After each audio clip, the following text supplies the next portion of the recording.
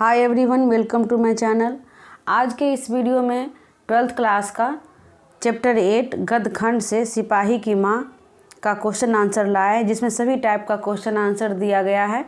Objective, subjective और हिंदी व्याकरण सहित इस चैप्टर का सभी टाइप का क्वेश्चन का आंसर दिया गया है। तो आप इस वीडियो में एंड तक बने रहिए, कहीं जाइएगा नहीं।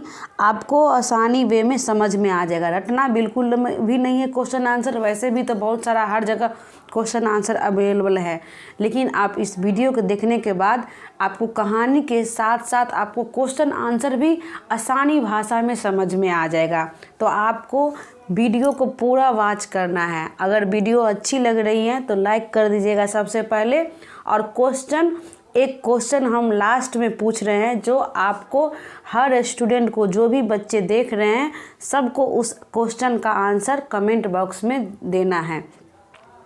और अगर आप नए स्टूडेंट हैं और नए व्यूअर हैं तो पहले मेरे इस चैनल को सब्सक्राइब कर लीजिए, ताकि जो भी इससे रिलेटेड क्वेश्चन आएगा 12th क्लास से, जितने भी संबंधित क्वेश्चन होगा टाइप का, जो भी सब्जेक्ट का, तो वो आपको मिलते जाएगा इस पर आपका पुष्पा क्लासेस पे।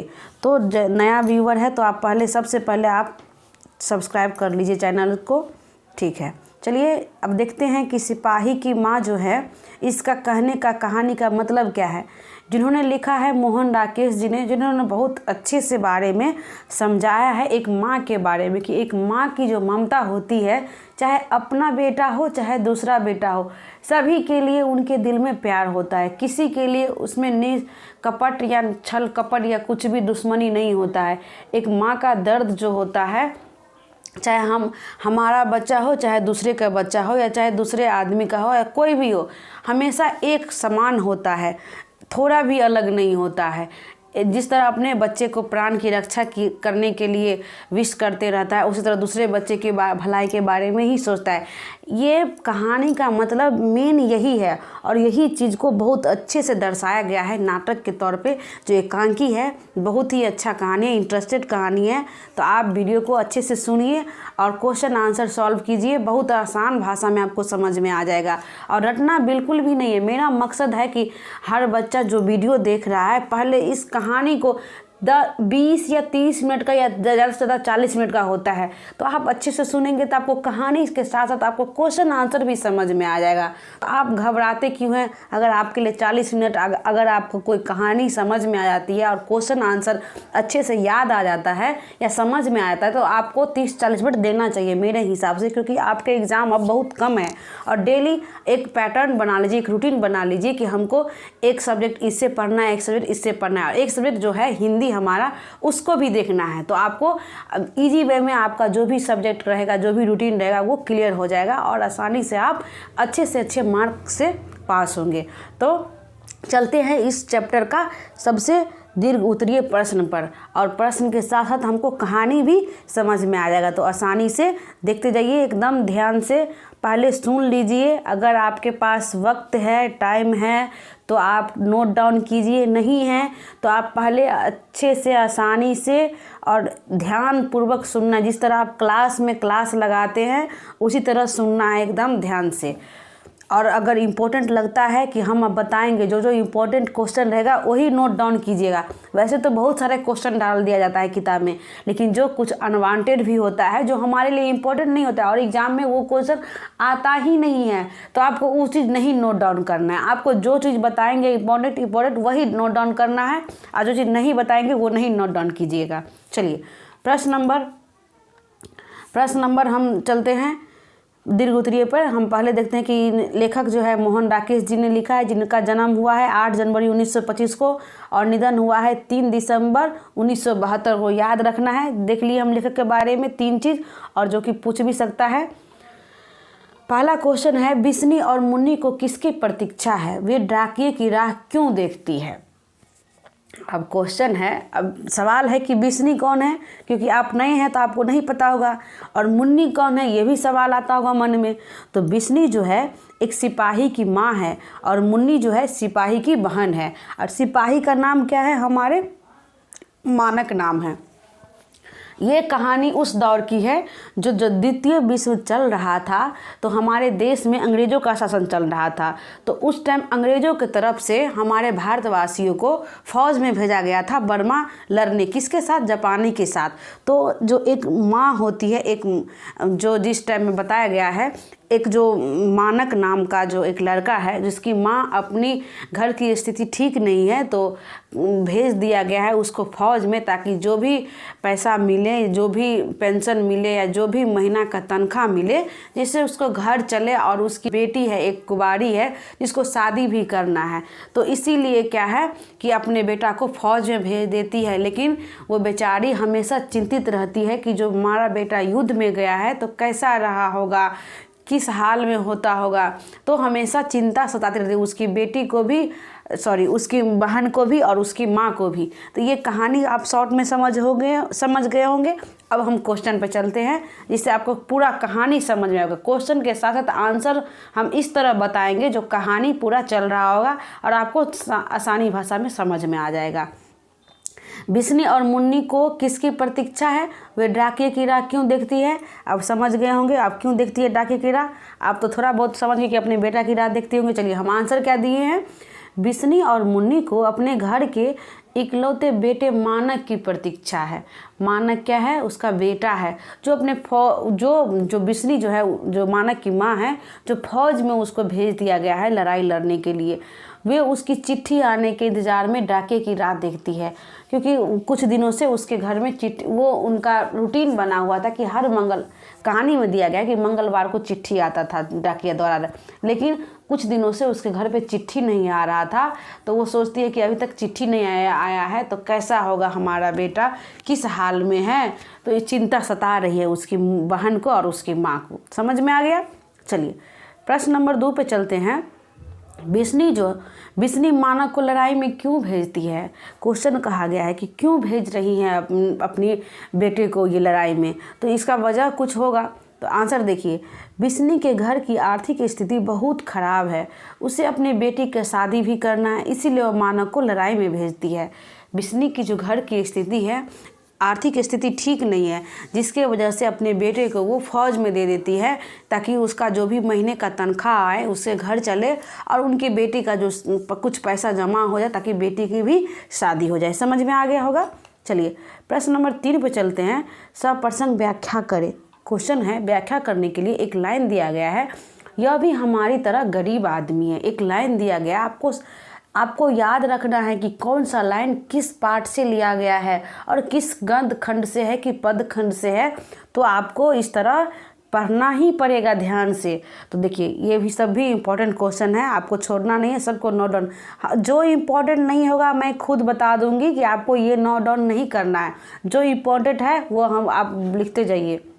चलिए, यह भी हमारी तरह गरीब आदमी, एक लाइन दिया है। चलिए हम इसका आंसर क्या दिए, आपको उस तरह समझना है।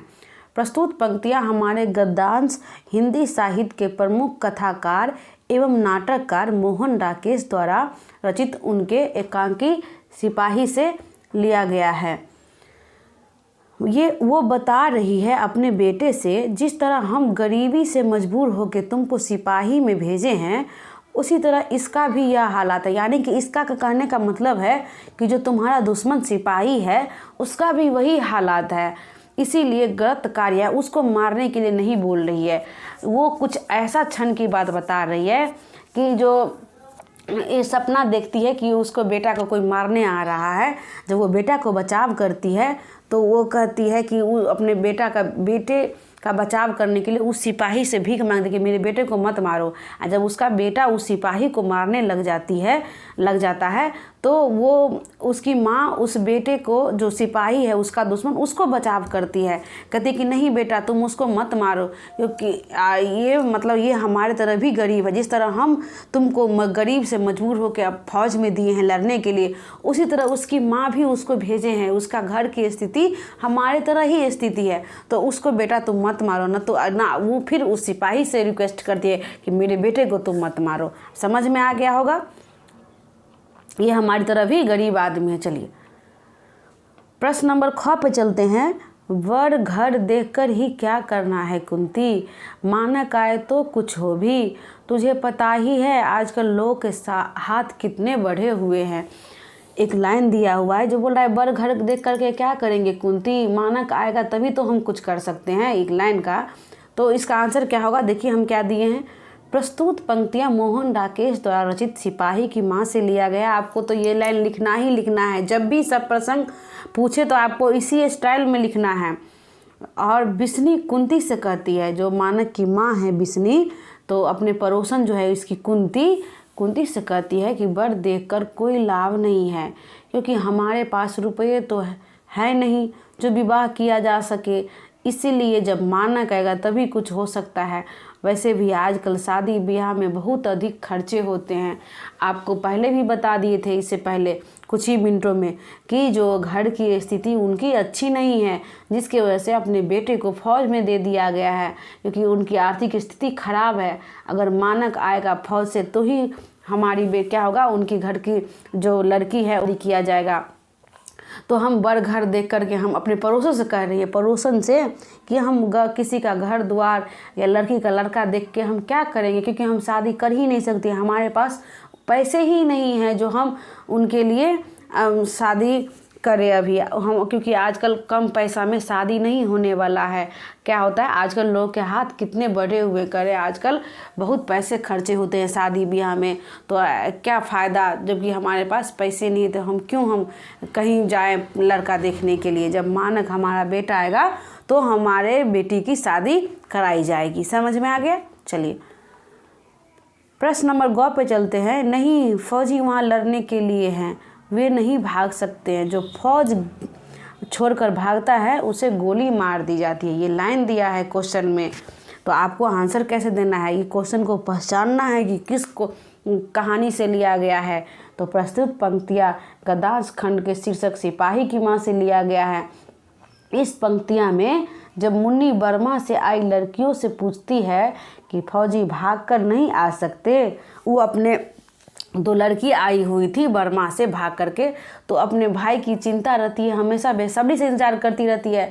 तो वो लड़की से पूछती है कि क्या फौजी वहाँ से नहीं आ सकता है। तब उनमें से एक लड़की कहती है कि नहीं, फौजी वहाँ लड़ने गए हैं, वे वहाँ से भाग नहीं सकते हैं। अगर कोई भागने की कोशिश भी करता है तो उसे गोली मार दी जाती है। बर्मा में फौज के लिए बहुत ही कठोर नियम है। यह बताती है कि फौजी का जो है नियम है कि वहाँ लड़ना ही है। अगर लड़ाई छोड़ के आएगा तो बर्मा में क्या होता है कि उसको गोली मार दिया जाता है। वहाँ का जो नियम है बहुत कठोर है, समझे। ये जो दो लड़की है जो बर्मा से भाग के आई है, जिसके बारे में इच्छुक होकर उसकी बहन पूछती है कि उसका भाई बहुत दिनों से चिट्ठी न भेज रहा है, न खुद आ रहा है, तो वो अपने भाई के लिए बहुत ही चिंतित है कि हमारा भाई किस हाल में है, जिससे वो अपने भाई के बारे में वो उस लड़की से पूछती है। चलिए समझ में आ गया होगा क्वेश्चन आंसर। चलिए प्रश्न नंबर 4 पे चलते हैं। करे भैया मेरे लिए जो करे लाएंगे वे तारे और बंतों के करों से भी अच्छे होंगे ना। मुन्नी के इस कथन को ध्यान में रखते हुए उसका परिचय आप अपने शब्दों में दीजिए।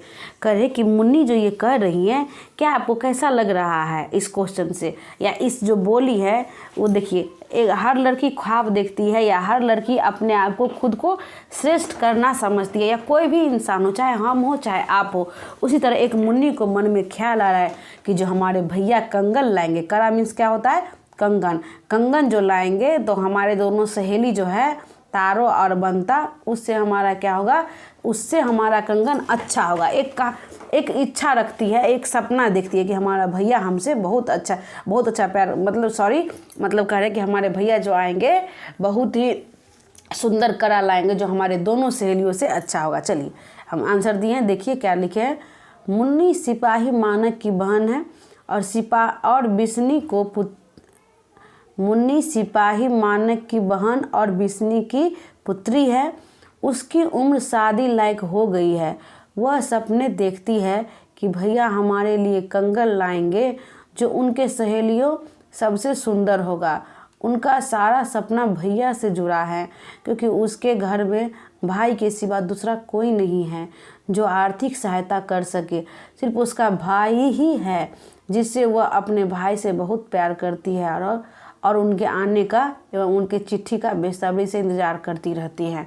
समझ में आ गया होगा कि वो हमेशा जो भी सपना देखती है अपने भाई पर ही डिपेंड है कि हमारा भाई आएगा तो ही ऐसा होगा, नहीं आएगा तो ऐसा होगा वैसा होगा। मतलब जो भी सपना देखती है अपने भाई पर ही पूरा डिपेंड है। चलिए समझ में आ गया होगा। प्रश्न नंबर 5 पे चलते हैं। बिस्नी मानक की माँ है पर उसमें किसी भी सिपाही की माँ को ढूंढा जा सकता है, कैसे? कह रहे हैं जो बिस्नी जो है एक मानक जो है, मानक भी सिपाही का सिपाही है जो फौज बर्मा गया है लड़ने, लेकिन कह रहा है कि उसमें और किसी सिपाही का भी माँ ढूंढा जा सकता है, कैसे?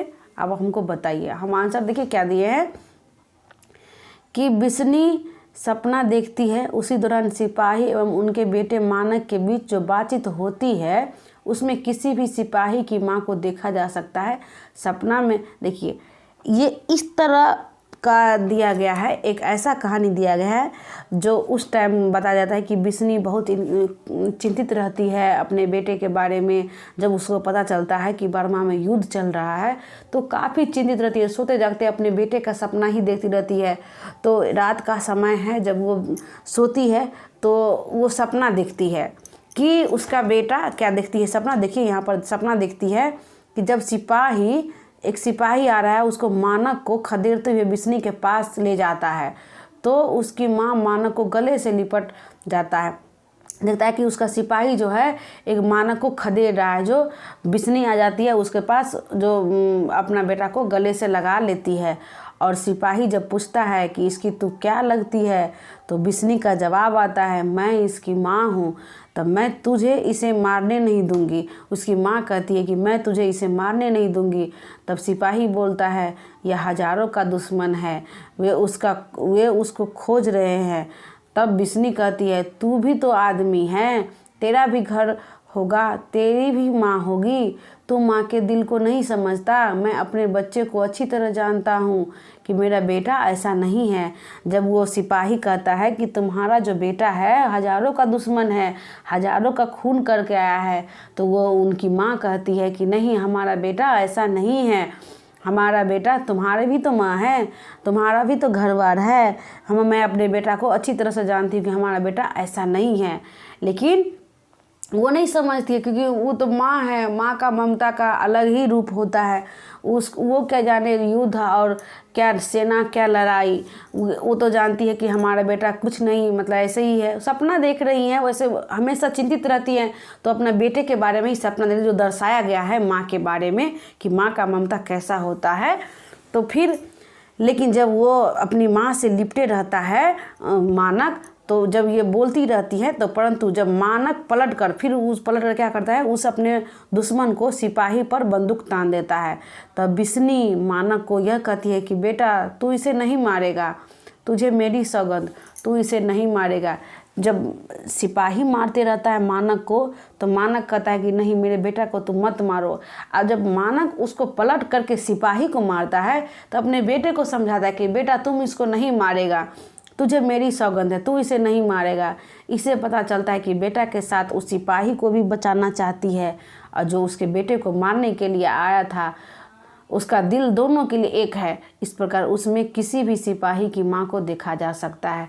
देख रहे हैं कि दोनों तरफ से बचाव करता है, अपने चाहे बेटा हो चाहे किसी और का बेटा हो, ये दोनों के लिए ममतामयी है क्योंकि दोनों का घर की स्थिति बहुत ही ख़राब है। वो जानती है कि जिस तरह हम गरीब हैं और गरीब से मजबूर होकर अपने बेटे को भेजे हैं, इसी तरह इसका भी मम्मी अपने गरीबी से मजबूर होकर भेजा है और इसके भी घर परिवार है। तो जिस तरह हम लाचार हैं उसी तरह ये भी लाचार है। इसीलिए अगर तू जैसे जिस तरह कुछ हो जाएगा तो उसका घर की स्थिति तहस नहस हो जाएगा, जिस तरह हमारा घर बर्बाद हो जाएगा इसी तरह इसका भी घर बर्बाद हो, ताकि किसी का घर बर्बाद ना हो। इसीलिए कहता है कि ना तुम इसको मारेगा ना ये इसको मारेगा, दोनों को बचाव करती है। तो इस प्रकार क्या हो रहा है कि किसी भी सिपाही की माँ को या किसी का भी माँ को हम इसमें हम देख सकते हैं कि हमारा जो एक माँ का जो ममता होता है सभी के लिए बराबर है। चलिए समझ में आ गया होगा। प्रश्न नंबर 6 है, एकांकी और नाटक में क्या अंतर है? ये इम्पोर्टेंट भी है नहीं भी है, आ भी सकता है, कम चांस है। लेकिन या आ सकता है तो कोई बात नहीं, आप लिख लीजिए। एकांकी और नाटक में क्या अंतर है? पहला अंतर है एकांकी में एक ही अंक होते हैं और दूसरा है नाटक में कि इसमें एक से अधिक अंक होते हैं। दूसरा पॉइंट है एक अंक में एक से अधिक दृश्य होते हैं और दूसरा पॉइंट नाटक का है कि इसमें प्रत्येक अंक कई दृश्यों में बटा होता है। तीसरा है एकांकी में एकल कथा होती है और इसमें कथा आकार की दृष्टि से छोटी होती है और एक लक्ष्य लेकर चलती है। चलिए, समझ में आ गया होगा, डिफरेंस है, लिख लीजिएगा, याद कर लीजिएगा। प्रश्न नंबर 7 पे चलते हैं। आपके विचार में इस एकांकी को सबसे सशक्त पात्र कौन है और क्यों? हमको जो ये कहानी का जो पढ़े हैं तो कहानी में कह रहा है कि सबसे बोल्ड जो है या जो सबसे साहसी जो है, किसका पात्र अच्छा है, कौन इसमें एक्टिंग अच्छी की है, मतलब एक्टिंग नहीं, मतलब कौन किसका पात्र जो है या किसका रोल अच्छा निभाया है।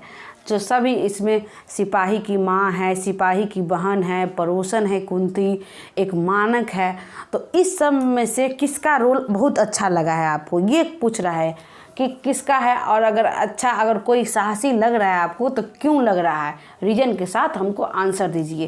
क्वेश्चन समझ में आ गया होगा, आंसर देखिए हम क्या दिए हैं। अब देखिए हमको क्या अच्छा लगा है, मेरा आंसर देखिए। मेरे विचार से सिपाही की माँ शीर्षक एकांकी का सबसे साहसी पात्र है, बिस्नी है, सशक्त पात्र बिस्नी है। बिस्नी एक माँ है, माँ के सारे लक्षण उसमें वर्तमान हैं। इकलौते बेटे के फौज में भेजने में ज़रा भी संकोच नहीं करती है। देखिए, बेटा को फौज में जब देश की जो रक्षा करने की बात आए तो थोड़ा भी मम्मी उसकी संकोच नहीं करती, अपने बेटे को फौज में भेज देती है। साथ पुत्र के प्रति ममता और चिंता भी सता रहती है कि हमारा बेटा कैसा होगा। एक ममता होता है हर माँ के अंदर, और पुत्र की मेरा बेटा किस हाल में होगा वो भी चिंता सताती रहती है, प्रति चिंतित है। बिस्नी एक अविवाहित पुत्री की माँ है। बिस्नी की जो बेटी है जो विवाहित नहीं है, साथ ही शादी का भी चिंता भी है, परंतु पुत्री को अपना भार नहीं समझती है। वह एक सामान्य माँ नहीं है, अपने पुत्र के साथ एक दूसरे का पुत्र का भी उतना ही ख्याल रखती है जितना अपना पुत्र का। वह एक अच्छी माँ और अच्छी पड़ोसन और अच्छी अभिभावक है। इस प्रकार बिस्नी एक एकांकी का सबसे साहसी पात्र है, सशक्त पात्र है। जिस तरह अपने बेटी को भार नहीं समझती है, बेटी इतना कंडीशन हालात ख़राब है इसके घर की स्थिति, लेकिन अब सास हो के अपने घर में कैसे घर का देखभाल करना, कैसे अपने बेटी को अच्छे से समझा के रखना, अपने बेटा का दुख दर्द छिपाए रखना, किसी से शेयर नहीं करना, मतलब पूरा एक समझदार कैसे है पूरा दिखाया गया है एक बिस्नी के बारे में कि बिस्नी कितनी समझदार है, कितनी ममतामयी है, कितनी कोमल है, जो अपना बेटा का दुख और दूसरे बेटा का दुख भी समझती है और अपने घर का दुख और दूसरे घर का भी दुख समझती है। सबका बराबर, मतलब सबको अपने समान ही समझती है। जिस तरह अपना घर की हालत दूसरे घर का हालत भी सेम समझती है, किसी से दुष्ट नहीं है, किसी से ईर्ष्या नहीं है। अच्छी पड़ोसन भी है, कुंती के साथ जो पड़ोसन है उसके साथ भी अच्छा व्यवहार रखती है, सबके साथ अच्छा रहती है, अपने बेटी का भी अच्छा ख्याल रखती है। तो अच्छा अभिभावक भी है और अच्छा पड़ोसन भी है और अच्छी माँ भी है। तो इस प्रकार सब तरह से क्या है कि जो बिस्नी जो है बहुत ही साहसी पात्र का इसमें रोल निभाया गया है। समझ में आ गया होगा। प्रश्न नंबर 8 पे चलते हैं। दोनों लड़कियां कौन हैं? अभी 2 लड़की के बारे में जिक्र किया गया है इस कहानी में, सिपाही की माँ में। तो कह रहे कि 2 लड़कियां जो हैं किसके बारे में जिक्र किया गया है। आपको बता दिए थे कि ये उस टाइम की कहानी जो लिखा गया है, इस टाइम द्वितीय विश्व चल रहा था और बर्मा में चल रहा था लड़ाई। तो उस टाइम जो 2 लड़की थी वो भाग के आई थी। तो चलिए हम आंसर देंगे, डिटेल में समझेंगे इसके बारे में। कह रहा है दोनों लड़कियां बर्मा की रंगून नगर की है। द्वितीय विश्व युद्ध के समय जब जापानी एवं हिंदुस्तानी सेना बर्मा में युद्ध कर रही थी तब वहाँ भयंकर क्षति हुआ था। लाखों बर्मा निवासी घर द्वार छोड़कर भारत की सीमा में घुस आए थे। उन्हीं में से 2 लड़कियों ने अपने परिवार के 11 सदस्यों के साथ आए थे। वहीं दोनों लड़कियां का भेंट बिस्नी से हो जाती है जो भोजन मांगने का काम करती है और बिस्नी भी एक कटोरा चावल देती है उसी दौरान उनकी पुत्री एवं पड़ोसन सभी मिलकर बर्मा की खबर लेती है। देखिए अभी भी हमारे गांव में कोई दूसरे गांव से आ जाता है तो लोग जमा हो जाता है। उसी तरह दो लड़कियां जो है, जो क्योंकि अब बर्मा में युद्ध होता है तो वहाँ का जो स्थिति जो होता है बहुत ही दयनीय हो जाती है। वहाँ का जितना भी रहता है आदमी, वहाँ का घर द्वार सब तहस नहस हो जाता है। तो जितने भी बर्मा वासी होते हैं सब हिंदुस्तान आ जाता है भागने के लिए, अपना जान बचाने के लिए वो हिंदुस्तान आ जाता है। तो इसमें से 11 जो आता है, कुछ जो है जो भी अपना आता है हिंदुस्तान में, उसके लिए न घर रहता है न द्वार रहता है, सिर्फ अपना पेट पालने के लिए भीख मांगने का काम करती है।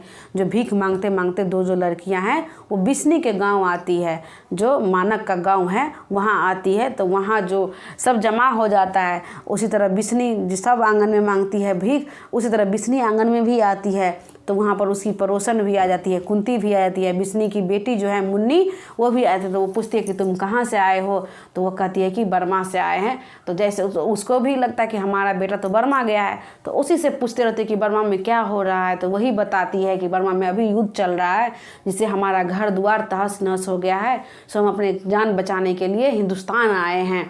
तो उसी से उसकी पुत्री और उसका खबर लेती रहती है कि बर्मा में और सब क्या चल रहा है, ये सब क्या चल रहा है। तो वो बताती है दोनों लड़की, और ये इसके और जो भूख है, जो चावल है, कहती कि हमको चावल दे दो, हम कई दिनों से खाना नहीं खाए हैं। तो बिस्नी की जो है वो 1 कटोरा चावल भी देती है। समझ में आ गया होगा। चलिए प्रश्न नंबर 9 पे चलते हैं। कुंती का परिचय आप किस तरह देंगे। आंसर है कुंती सिपाही की माँ की एक प्रमुख पात्र है। इसमें कुंती का भूमिका थोड़े समय के लिए है। यह एक अच्छी पड़ोसन के रूप में रंगमंच पर प्रस्तुत करती है। यह बिस्नी की पुत्री मुन्नी के विवाह के लिए चिंतित है। वह स्वयं मुन्नी के लिए घर वर खोजने को भी तैयार है। बिस्नी के पुत्र मानक के बर्मा की सकुशल लौटने की बात भी वह करती है। बिस्नी के प्रति उसकी सहानुभूति उसके शब्दों से पता चलता है कि कितना ख्याल रखती है अपने पड़ोसन का। कुंती जो है बिस्नी की पड़ोसन है, और वो आती है जब उनके घर तो पूछती रहती है उनके बेटा के बारे में, उनकी बेटी के बारे में, सकुशल के बारे में। बोलती है कि आपका बेटा अच्छा हो, आप चिंता मत कीजिए। जब कोई चिंतित रहता है और अच्छी बात बोलता है तो क्या उसका मतलब है कि हमारा वो अच्छे व्यवहारिक आदमी है और हमारे लिए भले हैं। तो इसी तरह कुंती जो है तो वो कहते हैं कि तुम अपने बेटा के बारे में इतना चिंता मत हो, तुम्हारा बेटा सकुशल होगा। और तुम्हारी बेटी की बात रही जहाँ शादी की, तो लाओ हम तुम्हारे बेटी के लिए घर वर ढूंढ देते हैं। वो चिंतित रहती है कुंती की कि उसकी बेटी की शादी हो जाए। तो कहते कि लाओ हम तुम्हारे बेटी का भी लड़का ढूंढ देते हैं। और इस तरह क्या होता है कि कुंती जो है हमेशा उसके बारे में सहानुभूति प्रदान करती रहती है कि तुम अच्छे से रहना, या तुम्हारे घर द्वार चिंता नहीं करना अपने बेटे के बारे में या बेटी के बारे में। तो इस तरह क्या है कि कुंती बहुत ही अच्छी पड़ोसन है बिस्नी का। समझ में आ गया होगा। चलिए प्रश्न नंबर 10 पे चलते हैं। मानक और सिपाही एक दूसरे को क्यों मारना चाहते हैं। चलिए हम आंसर क्या दिए हैं। मानक बर्मा की लड़ाई में भारत की ओर से अंग्रेज़ों के साथ लड़ने गया था, और दूसरी ओर पक्ष जापानी थे। क्या कह रहे हैं हम आंसर में। मानक बर्मा की लड़ाई में भारत की ओर से अंग्रेज़ों के साथ लड़ने गया था, और दूसरी ओर के पक्ष कौन से थे, जापानी थे। सेना एक दूसरे को दुश्मन समझते हैं। हमको तो पता है कि जब भी कोई लड़ाई करने जाएगा तो दोस्ती नहीं होगी, दुश्मनी होगी, क्योंकि सेना हमेशा एक दूसरे का दुश्मन होता है, क्योंकि वे अपने अपने देश का लीडिंग करते हैं, प्रतिनिधित्व करते हैं। इसीलिए एक दूसरे को दुश्मन समझते हैं और एक दूसरे को मारना चाहते हैं, क्योंकि उनका मेन कर्तव्य होता है कि हमको दुश्मन को ख़त्म करना। तो अपने कर्तव्य को ये पूरा करने के लिए चाहे जापानी हो चाहे हिंदुस्तानी हो, सब अपने अपने कर्तव्य निभाते हैं और इसलिए मारना चाहते हैं एक दूसरे को। चलिए प्रश्न नंबर 11 पर चलते हैं। मानक स्वयं को बहसी और जानवर से भी बढ़कर क्यों कहता है। देखिए मानक क्यों कह रहा है अपने आप को जानवर और बहसी यानी क्रूर। चलिए क्या आंसर दिए देखिए। आंसर है सिपाही की माँ शीर्षक एकांकी में मानक एक फौजी है।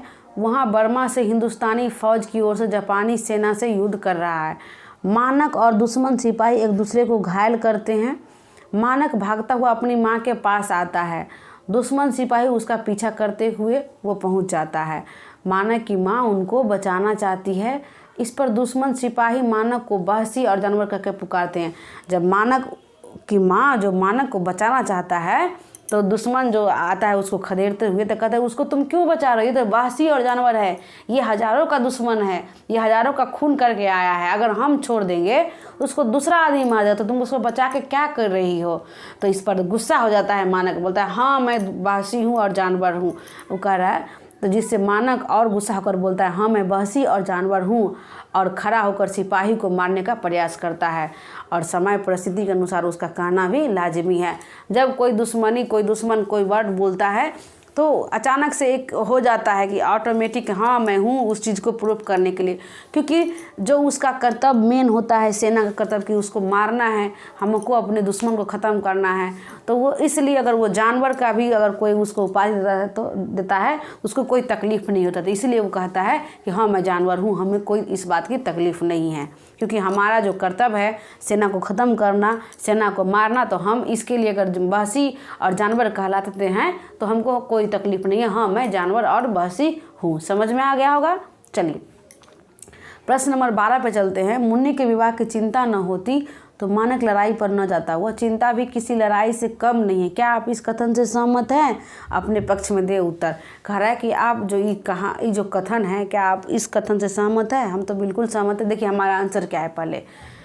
बेशक हम इस कथन से पूरा सहमत है, क्योंकि चिंता भी किसी लड़ाई से कम नहीं है, उसके भीतर एक लड़ाई चलती रहती है, अर्थात वह मानसिक रूप से बेचैन रहता है। कोई चिंता मतलब क्या होता है? मानसिक रूप से बेचैनी होना। और बिस्नी और मानक मुन्नी के विवाह की चिंता है, क्योंकि उसका भाई और उसकी मम्मी को क्या चिंता है कि मेरी बहन जो है और जो बिस्नी जो है कि मेरी बेटी को शादी करना है, इसीलिए मानक लड़ाई पर गया है, इसीलिए उसकी मम्मी भी लड़ाई पर अपने बेटों को भेज दिया है, इसीलिए मानक भी लड़ाई पर गया ताकि हमको बहन की शादी करना है। यह चिंता भी किसी लड़ाई के समान ही है, क्योंकि इस कारण उन्हें बहुत से प्रयास करने पड़ते हैं। समझ में आ गया होगा। चलिए प्रश्न नंबर 13 पर चलते हैं। सिपाही के घर की स्थिति मानक के घर से भिन्न नहीं है, कैसे स्पष्ट करें? कह रहा है जो घर सिपाही का है वो घर मानक का भी है। मतलब जैसा कंडीशन सिपाही के घर, यानी सिपाही मतलब दुश्मन सिपाही, यानी कि दूसरे का सिपाही जो दूसरे देश का है, जापानी जो सिपाही है, और जो मानक जो है यानी जो हिंदुस्तानी सिपाही है, दोनों सिपाही के घर का स्थिति सेम है। आप कैसे इस बात को स्पष्ट करेंगे? चलिए हमारा आंसर देखिए। पहले आंसर हमने क्या लिखा है। सिपाही की माँ शीर्षक एकांकी में सिपाही एवं मानक दो ऐसे पात्र हैं जिनके घर की स्थिति एक दूसरे से अलग नहीं है, भिन्न नहीं है। मानक के घर में माँ और कुंवारी बहन मुन्नी है। अब मानक की माँ और बहन मानक के आने की प्रतीक्षा बेसब्री से करती है, जो शुरू से हम क्वेश्चन आंसर देखते आ रहे हैं। और मुन्नी का विवाह मानक की आय पर ही निर्भर है। अगर युद्ध में मानक को कुछ हो गया तो उसकी माँ एवं छोटी बहन का ज़िंदगी बर्बाद हो जाएगा। घर में गरीबी है और जब पता चलता है बर्मा में युद्ध चल रहा है तो दोनों की स्थिति बहुत ख़राब हो जाती है। समझ में आया?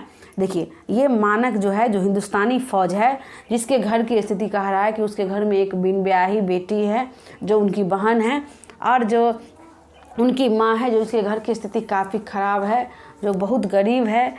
और जो दो लड़की आई हुई थी बर्मा से, तो उससे खबर के पता चलने के बाद पता चला कि बर्मा में युद्ध चल रहा है, जिसकी वजह से उसकी हालत और ख़राब हो चुकी है और चिंतित बहुत हो चुका है।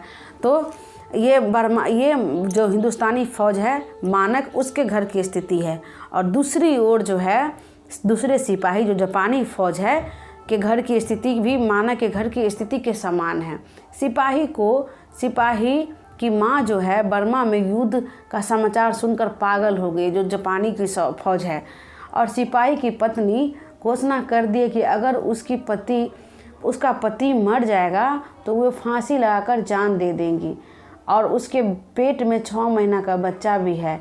इस प्रकार उनके घर का सारा भार सिपाही पर ही है, उसी समान जिस तरह मानक का घर का पूरा भार मानक पर है। इसीलिए मानक की माँ कहती है, जब वो मारने जाता है, दोनों सिपाही में दोनों युद्ध होता है, जापानी सिपाही में और हिंदुस्तानी सिपाही में, जब उसके पास जो माँ रहती है मानक के माँ, तो कहती है मत मारो, यह हमारे तरह गरीब है।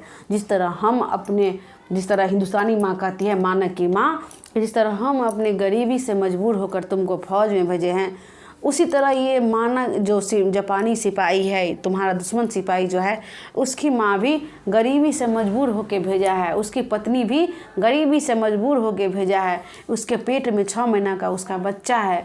अगर उसे कुछ हो जाएगा तो उसका घर बार उजड़ जाएगा। जिस तरह तुमको कुछ हो जाएगा उस तरह हमारा घर बार उजड़ जाएगा।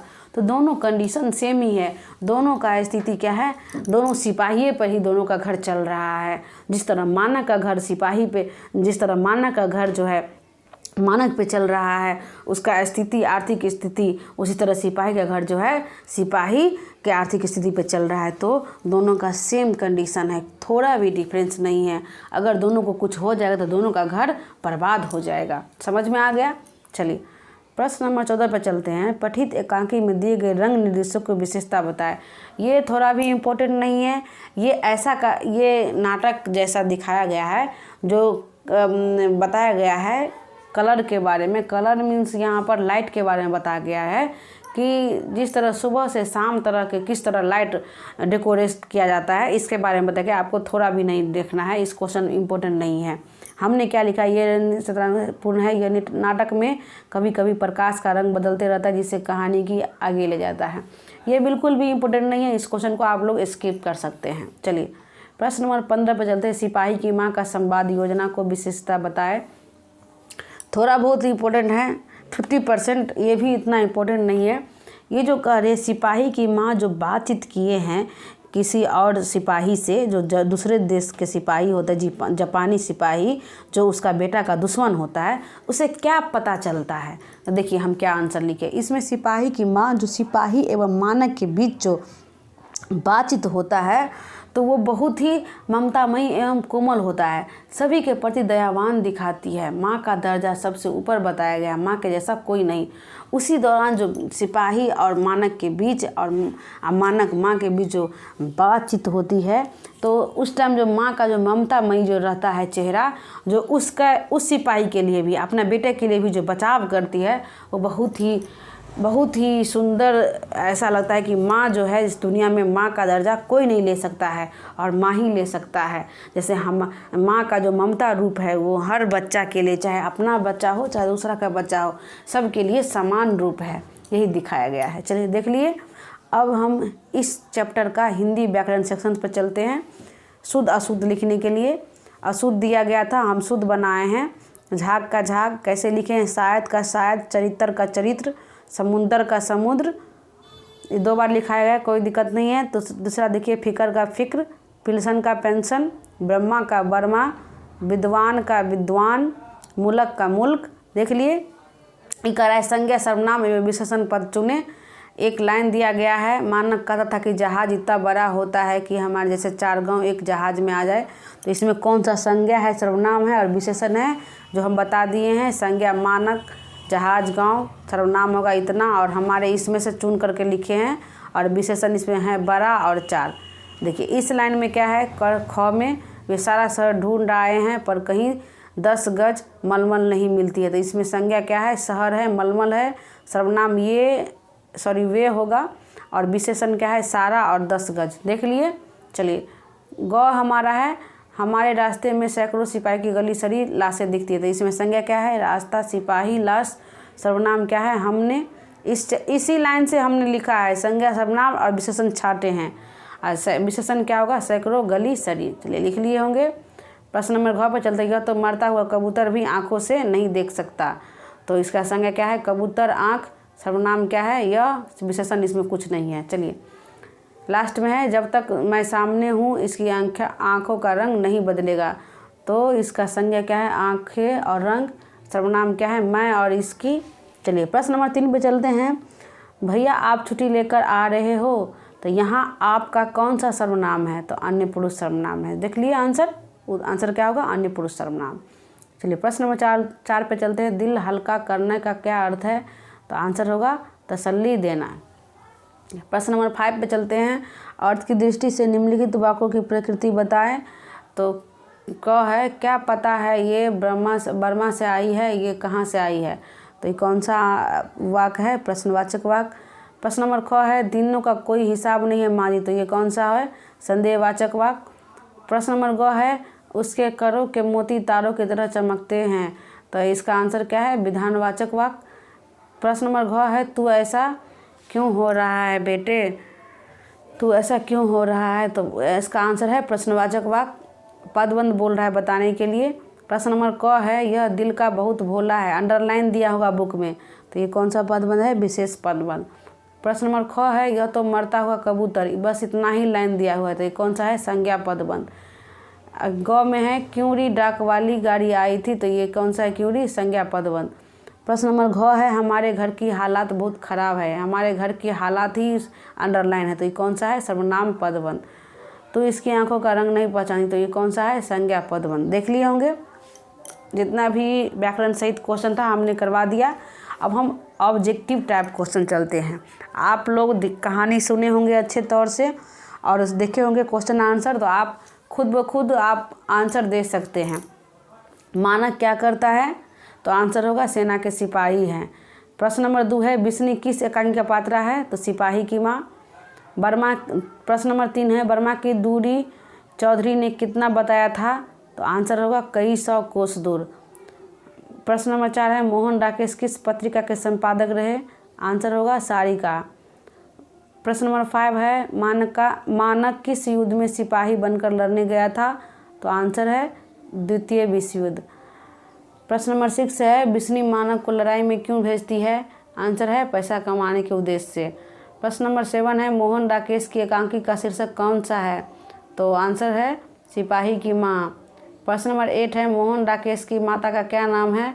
तो आंसर है बच्चन कौर।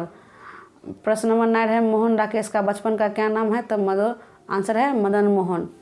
प्रश्न नंबर 10 है, मोहन राकेश का जन्म स्थान कहाँ है? तो आंसर है अमृतसर, पंजाब। प्रश्न नंबर 11 है, मैं अभी मार दूंगा, अभी इसकी बोटी बोटी अलग कर दूंगा। किसने कहा था? तो आंसर है मानक ने। प्रश्न नंबर 12 है, नहीं मानक, तू इसे नहीं मारेगा, यह भी हमारी तरह गरीब आदमी है। किसने कहा? आंसर है बिस्री ने।